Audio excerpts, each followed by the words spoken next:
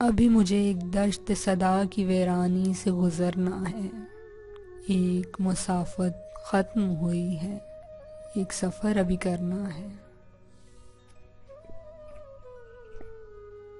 गिरी हुई दीवारों में जकड़े से हुए दरवाज़ों की तरह खाकस्तर से दहलीज़ों पर सर्द हवा ने डरना है।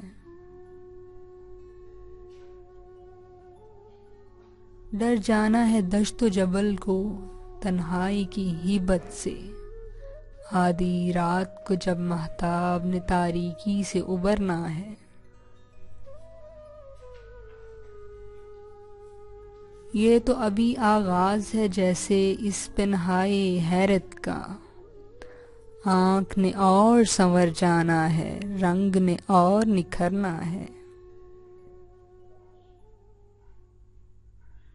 जैसे ज़र की पेलाहट में मौज खूं उतरती है,